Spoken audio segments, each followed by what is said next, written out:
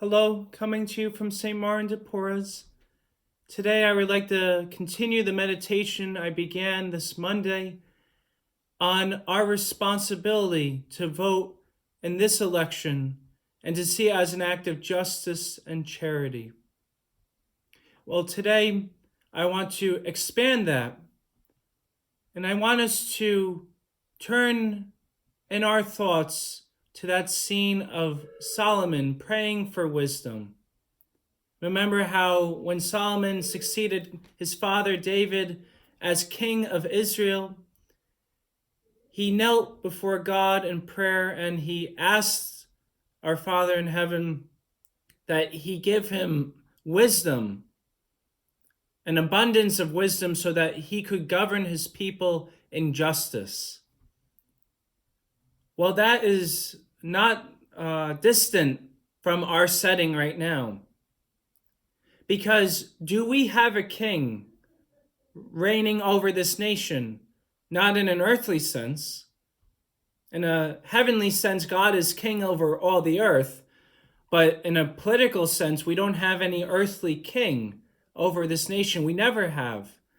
In fact, similar to the ancient Roman Republic, our republic is based upon the overthrow of a monarchy. So we very clearly have never had an earthly king leading our nation.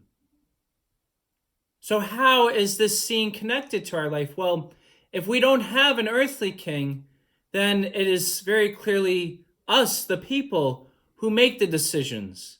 And as a republic, we elect people to make decisions on our behalf. So the sovereignty that was once located in the king, or in this case of Israel, in King Solomon, that sovereignty rests in the people now. The people of the United States of America. So this is the link.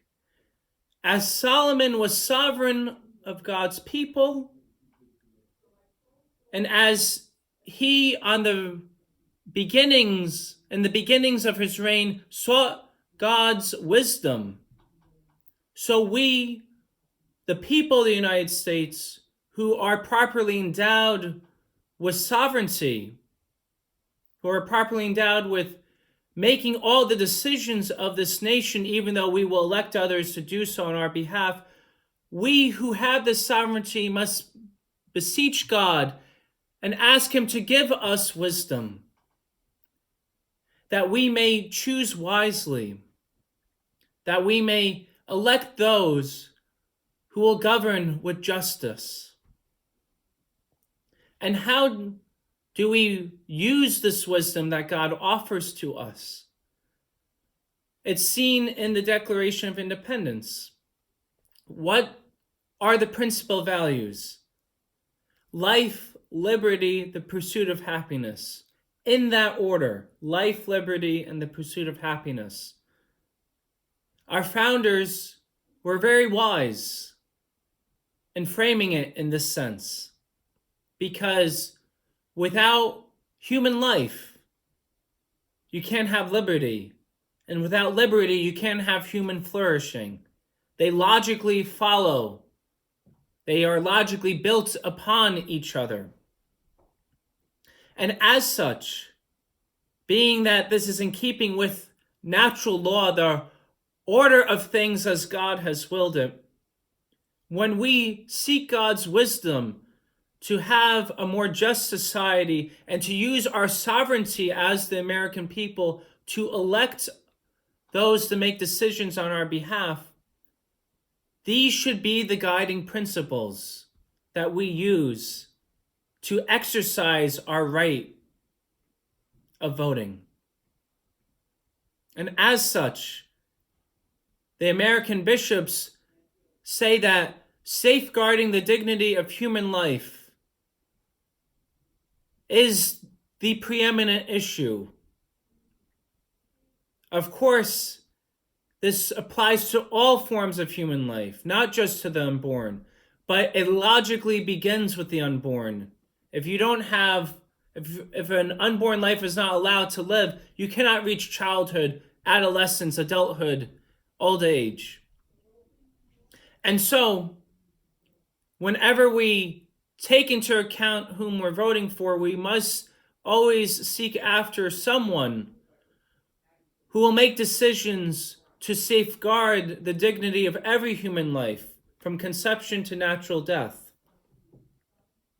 And like I said, this, as our bishops say, is the preeminent issue. For without this, without the safeguarding of human life, we can't even have the basic liberties. And without having those liberties, we can't flourish. So having said that, we then move to the next category.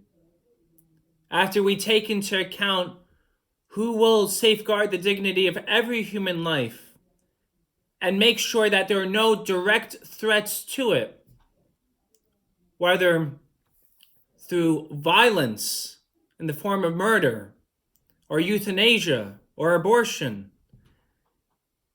From there, we then look at what ways a candidate will protect our liberties, our freedom of speech, our freedom of the press, our freedom of religion, our right to assemble freely. All these things, the right to a trial with our peers, being judged by our peers, and having an attorney to defend us.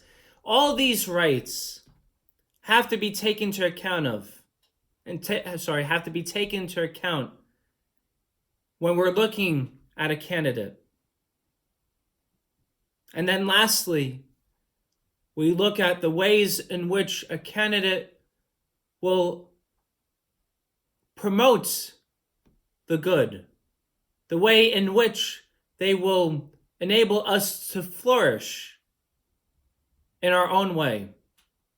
And obviously that is more of a general solution, because it's very hard to come up with a solution to solve every human issue and to enable each person to flourish. The impetus is also on us to find ways, but if we're living in a just society, there are going to be communal means, communal avenues in which we can find happiness, and our political leaders must promote these. So notice the schema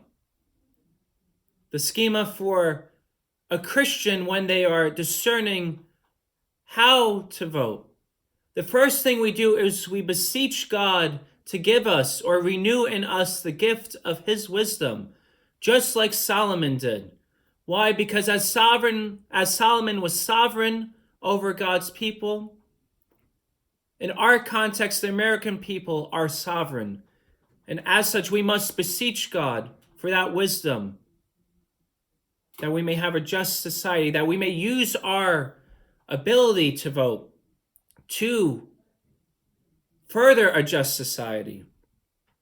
And having that wisdom given to us by God, we then look at those ways in which candidates will safeguard the dignity of every human life and prohibit anything that will do direct harm to any human life, beginning from the way in which we can harm the unborn up to the elderly. And then from there, we seek candidates who will promote values that will safeguard our liberties, speech, press, religion, the right to assemble, etc. And then lastly, we seek in each candidate someone who will further a just society by promoting policies that will in turn promote human flourishing. So may God give us a spirit of wisdom as we discern how to vote. And may we not judge our fellow persons as they vote. Let us vote in a spirit of peace As each one discerns how to vote, let them not judge how another person has voted.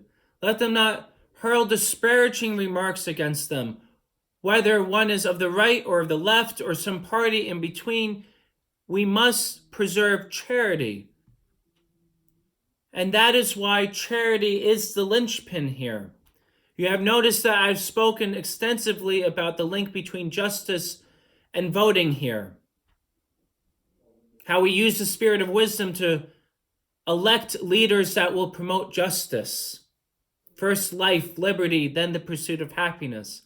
But at the end of the day, when everything is said and done, charity is the highest value.